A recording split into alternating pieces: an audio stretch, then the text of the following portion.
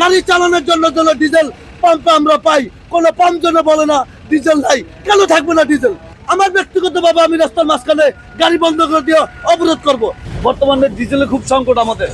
আমি চট্টগ্রাম থেকে আসার পথে 50টা পাম্পে গেছি, একটা পাম্পও আমাকে ডিজেল দিচ্ছে না, ডাইরেক্টলি বলতেছে ডিজেল নাই। 3টা পাম্পের রিকোয়েস্ট করে আমি 300 টাকা ঘুষ দেওয়ার পরে আমি 60 লিটার ডিজেল নিছি। 60 লিটার ডিজেল দিয়ে তো আমি ঢাকা পর্যন্ত যাইতে পারবো না। ঢাকাতে আনলোড করার পরে যে আমি চট্টগ্রামে যাব, কি দিয়ে যাব? সরকার বারবার বলতেছে ডিজেল মজুদ থাকে। আমি একজন বাংলাদেশ প্রতিদিনের একজন গ্রাহক। সরকার বলছে যে মজুদ পর্যন্ত তবু হাহাকার। মজুদ যদি পাম্পে ডিজেল থাকে তো আমাদেরকে দেওয়া হচ্ছে না কেন? আমাদের ট্যাঙ্কি 230 লিটারের। আমি মাননীয় জ্বালানি এবং খনিজ সম্পদ মন্ত্রণালয়ের নবনির্বাচিত মন্ত্রীর প্রতি আমার আহ্বান, আমাদের কাভারভ্যান গাড়িতে সর্বনিম্ন 150 লিটার ডিজেল যেন দেওয়া হয়।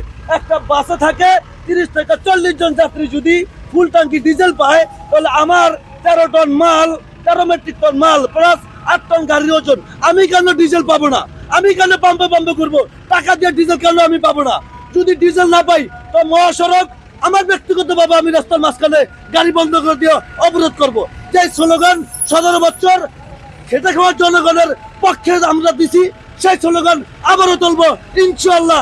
আমি বারবার অনুরোধ করবো, গাড়ি চালানোর জন্য যেন ডিজেল পাম্পে আমরা পাই, কোনো পাম্প যেন বলে না ডিজেল নাই। কেন থাকবে না ডিজেল? ডিজেল কেন থাকবে না? ডিজেল কেন দেওয়া হচ্ছে না?